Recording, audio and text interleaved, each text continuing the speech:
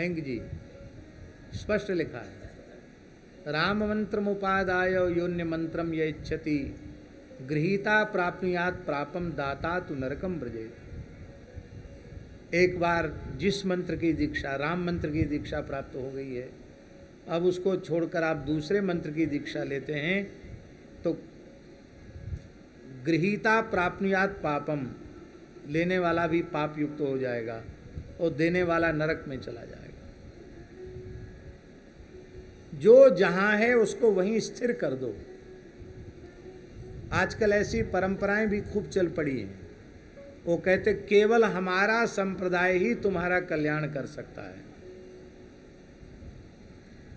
और दूसरा तुम्हारा कोई कल्याण नहीं कर सकता है।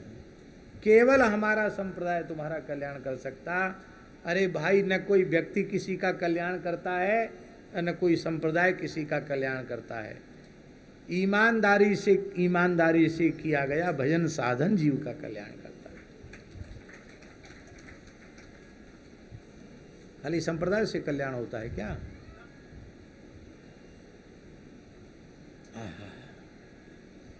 बोलो भक्त वत्सल भगवान की जय।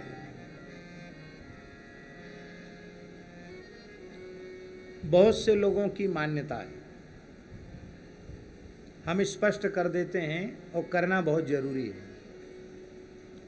बहुत से लोगों की मान्यता है कि तुमने तो कृष्ण मंत्र लिया है और तुम्हारा राम जी में प्रेम है, तो कृष्ण मंत्र जपने से तुमको राम जी नहीं मिलेंगे। अथवा तुमने राम मंत्र लिया है और कृष्ण में तुम्हारा प्रेम हो गया तो तुमको कृष्ण नहीं मिलेंगे। भगवान जाने कैसी बातें, हमारी तो समझ में आती नहीं।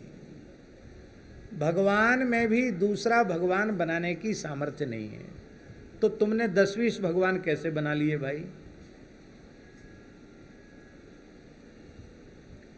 एक की प्राप्ति में ही सबकी प्राप्ति है।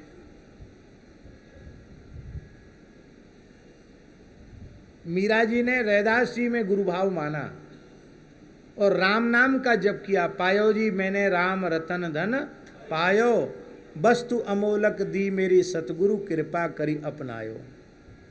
और श्री कृष्ण को उन्होंने प्राप्त किया। श्री कृष्ण की नित्य निकुंज की लीला को उन्होंने प्राप्त किया और द्वारकाधीश स्वरूप में उन्होंने प्रवेश किया।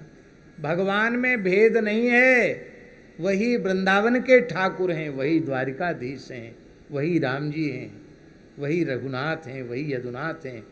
ये अपने चरित्र से प्रकट करके मीराबाई ने दिखाया।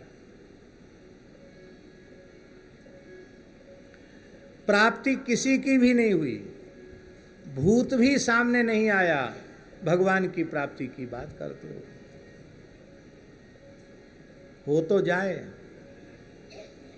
हमने प्रामाणिक लोगों से सुना है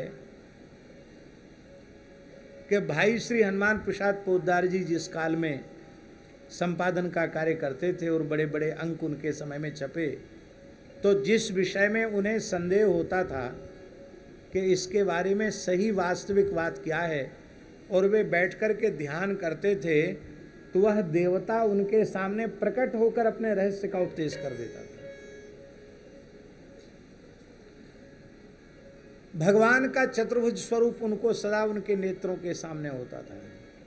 श्री कृष्ण जब चाहें तब राम जी सामने आ जाएं, जब चाहें तब श्री कृष्ण सामने आ जाएं, जब चाहें तब नारायण उनके सामने आ जाएं।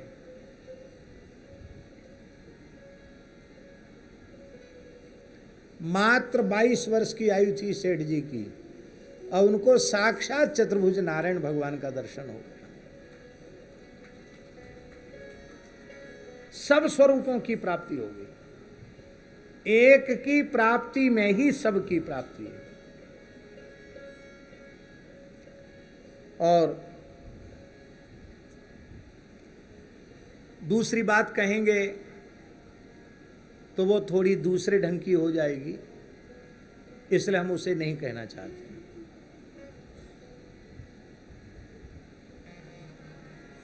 हम चर्चा कर रहे थे